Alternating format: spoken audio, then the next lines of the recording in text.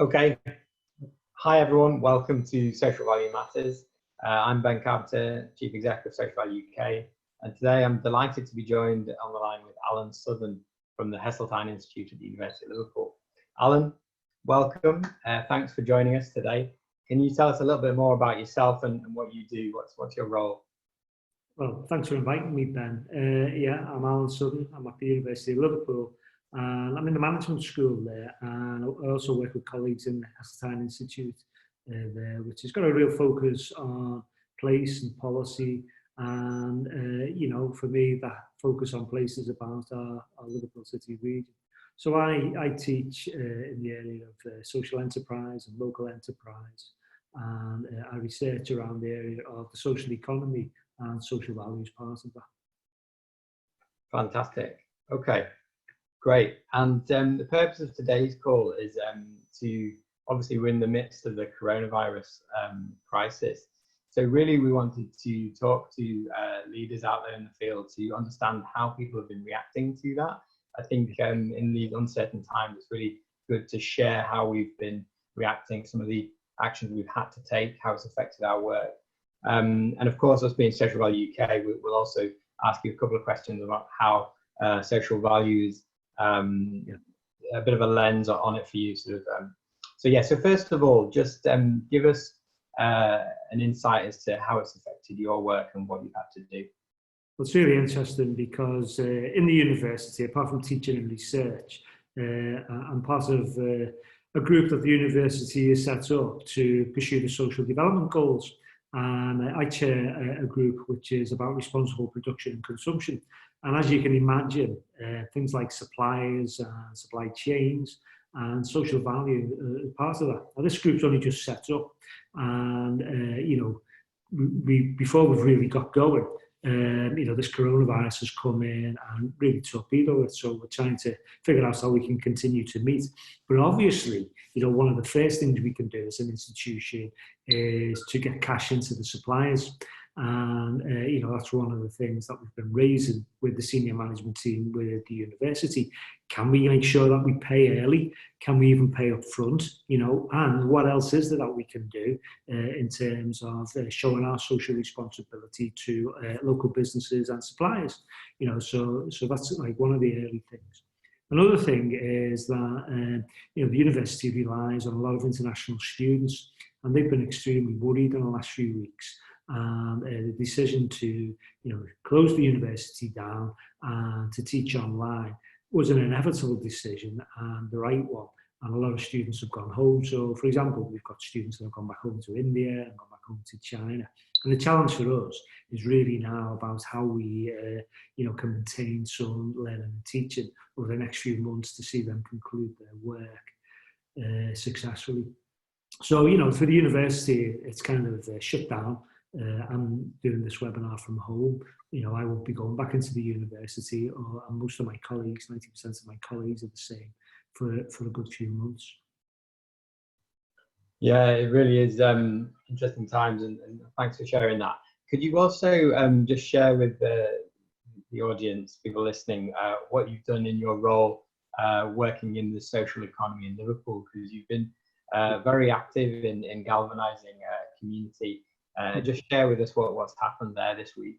Yeah, and I need to go back a couple of months, for that. We set up something called the Social Economy Panel after some research I did with colleagues, where we looked at the scale and scope and the value of the social economy in Liverpool City region.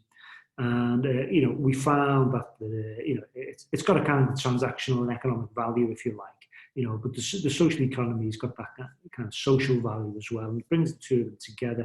And what we wanted to do with the social economy panel that we set up was to try and get academics, a couple of academics, together with quite a few practitioners, and for that purpose, to bring them together and to lobby and to say to the governance agencies and the Metro Mayor and Combined Authority, hey, there's a sector here that you need to pay attention to. So we've been proceeding with that, and we've been kind of going a step at a time, and we've made some good kind of progress with that.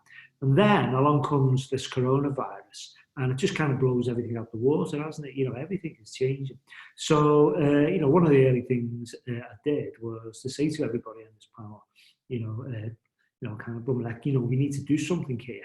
And as they started responding, I could see that there were two areas. On the one hand, these social organisations, social enterprises, community businesses, these are trading organisations in the main, they are working in those parts of the city region where the most vulnerable groups live. And, as this kind of crisis unfolds, the most vulnerable groups are the most vulnerable. That hasn't changed. And, our social organisations are in there working with them, trying to provide food, trying to kind of help those with mental health problems, social care and adult care workers that are involved in the social economy, and all the kind of types of activities that they're involved with. They get into the nooks and crannies that the market doesn't get into, for whatever reason, the state isn't getting to. So they're there now doing things, providing services for the vulnerable as this crisis unfolds, and they do that on a day-to-day basis, and they kind of reach further into the kind of problems, and they expand what they're doing. The second area, of course, is like, businesses in general. They've got kind of real problems in terms of getting cash into those organisations to keep them going. If you're a food poverty organisation, you've got problems getting, kind of money in, getting your cash flow going to pay things, pay your staff as the demand on your services increase. And, so they've got the same problems as many, many small businesses in terms of, paying the rates, paying the staff, dealing with staff absences and so on. And, while the rest of the economy is suffering from a kind of decline in demand, these social organisations are actually seeing an increase in demand for their services, but they've still got the same kind of cash flow problems and other types of commercial problems that businesses are experiencing. So there's two areas with the social economy. There's what they can do for the city region, and hang on a minute, what needs to be done to make sure that they're still sustainable and still trading in 4 to 8 weeks' time. So they're the two areas that came out as I started talking to people. And, we kind of, waved this in front of the Metro Mayor and the Combined Authority, and they invited us to speak at, a kind of group of the business community to articulate what the needs were and how they could be relayed to government as the government starts to unfold its programmes of aid for business. And that's kind of, where we've got going at the moment. That's fantastic, Alan. And obviously, as a social enterprise in Liverpool, part of that social economy, I'm really appreciative of you taking that leadership. And it's been great to see that social economy, all these organisations come together very quickly in the last week to be able to present to the authorities, the cases that you just made. So, we watch this space, and I'm sure other enterprises sort of in Liverpool and the social economy will be pleased to know that that's happening. But also, I hope people watching from all around the country can also be inspired by that and mobilise similar efforts, so that combining forces and as a voice, that social sector is heard as we're sort of scrambling around working out how we respond to this crisis. Because as you said, the first thing is obviously about the economy, and there's some really urgent things beyond the initial health ones, and social value understandably has been sort of put to the side. It goes lower down the pecking order. But I just wondered what your thoughts were then on how that we can still keep social value relevant in these times of crisis, and is it appropriate, and how does issues such as well-being of people, the environment and inequality play into the decisions that you're making at the moment? Yeah, we've got to be kind of vigilant and not let social value slip to the side, haven't we? So that's the real danger, as the for-profits. And, this is not an anti-for-profit kind of statement, but as the for-profits scramble to kind of stay alive, they'll kind of, they'll kind of push social value to one side, because it's not their main focus, but for the social organisations, they're delivering social value now, in kind of responding to this coronavirus. So, for example, the likes of Rotunda, up in North Liverpool there, they're kind of involved in things like training and education for counsellors who are kind of working with vulnerable people with health and well-being kind of vulnerabilities. And they need, to make sure that that commercial aspect, the kind of the income that's coming in to keep them going is maintained. And at the same time, they need to kind of start thinking differently about how they provide the services. So that social value is kind of embedded in what they do, and that's really, really important. And the same with, organisations like PSS or Local Solutions, bigger organisations working in the social care sector. Again, they're kind of social values at the forefront of their thinking all the time.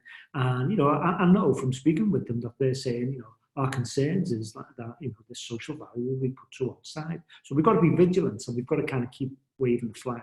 But then there's something else we can do, isn't it? When you think about it, we can say, actually, as you demand our support here, government, Metro Mayor, everybody, society in general, you've got to hear us when we're talking to you about social value. You can't see it as an add-on to, day-to-day activities of what organisations do. We've got to be saying to them, actually, when we come out of this, kind of crisis, you've got to kind of be thinking about social value as an integral part of the local economy. So it becomes a kind of normal narrative. And, just as a matter of course, we start asking questions about social value as businesses operate. So it's not just the social economy that are concerned with social value, but it becomes a kind of normal day-to-day activity for the for-profit sector as well. And in that way, we kind of shine a light on those businesses that are hiding behind things like zero-hour contracts, or perhaps not treating their employees or the kind of customers with the dignity that they deserve. And we say to them, like, no, come on, this is the new way of doing things, because it brings us different types of value as we move into the kind of post-coronavirus period. Yeah, really interesting. And just two more questions for you, Alan, really, and you've alluded to it, really. It's just, let's try and look to the future. And I know it's early days, but when this subsides, and hopefully that happens as quickly as possible, we'll get back to some sort of normality. But I question, what will that new normal look like?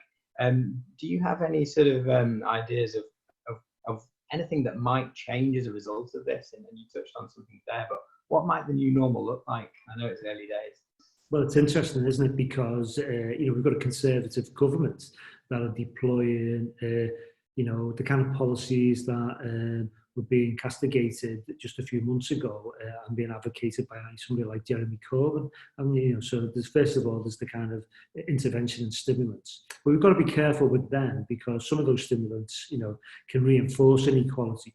So as they're translated to the city region, we've got to use that kind of, those government programmes, not to, to make sure that those inequalities are reinforced. But how does it kind of then move into a new future? Well, I think on the one hand, we're kind of lucky with the Metro Mayor that we've got, and the respective leaders of the local authorities are all kind of quite pro-social anyway.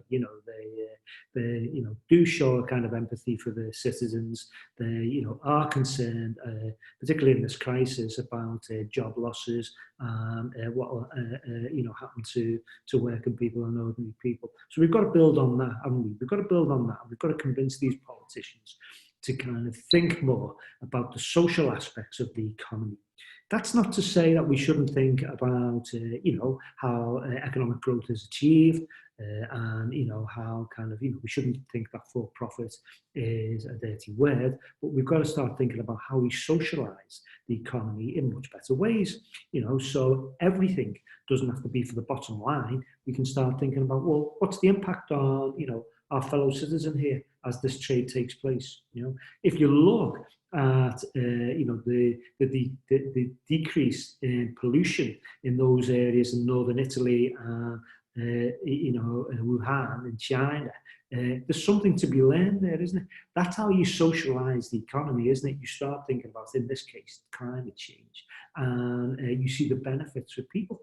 We've got to think about that, haven't we? And if you take it down to a local level here, we've got to think about, just a basic one. If we're developing a part of the city region, what's the kind of consequences for our local people? It can't just be economic growth and wealth coming out of the city. It's got to be kind of economic growth going hand in hand with that social value.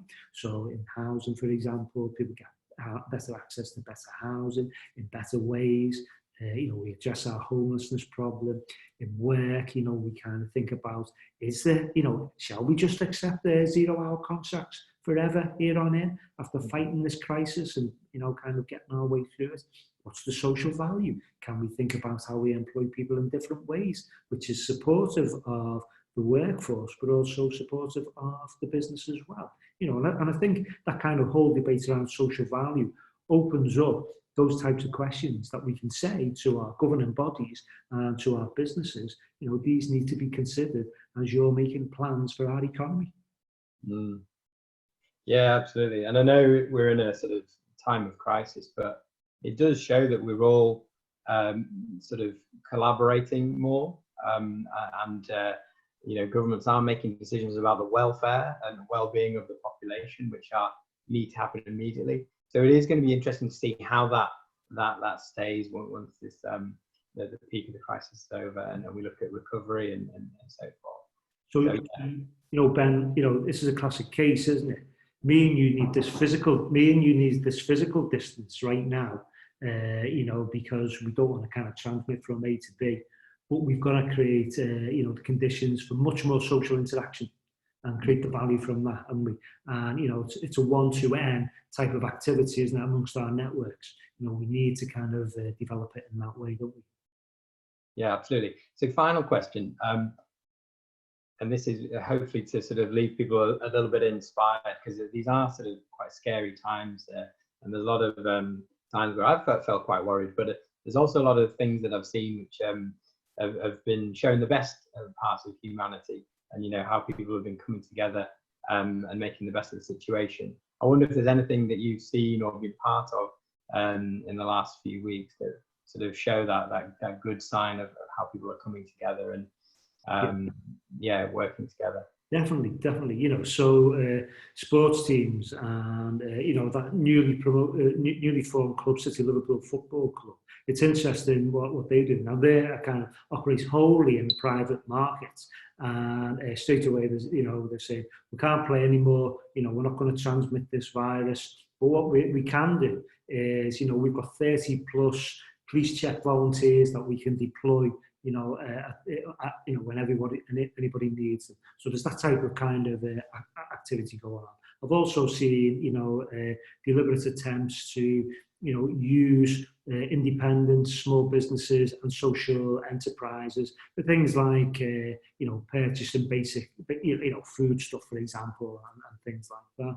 I've seen kind of, some of our food poverty organisations ramping up what they're doing and thinking about how they can get food into people who are starting to self-isolate. So those kind of ideas are coming to the fore. We've also got kind of technical expertise within the social economy itself that's starting to be articulated, with our kind of colleagues in local authorities, again saying, we've decided to pay our suppliers much earlier and, really think about how we can support them. So it's making, all sections, in this case, that have been involved in pro-social businesses and the social economy, all of those kind of different kind of organisations are thinking, how can we do this? Pooling of resources is another one, and we've got to kind of protect each other. We've got to protect each other here.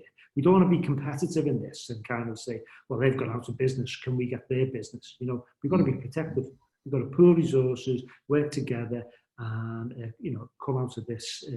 Not with a set of demands, but rightly saying, we want to say in how the society is shaped here on in, because of the way we've been at the forefront of this in the past couple of months. Alan, that's brilliant. Great to hear those final thoughts, and just want to wrap up and say thank you again for your time today. I know how busy you are, and for the leadership that you've shown recently in sort of bringing together that solidarity in the social economy in Liverpool. Good luck with all of your working from home, and let's stay in touch and stay safe. Thanks, Ben. Thanks, Alan. Bye.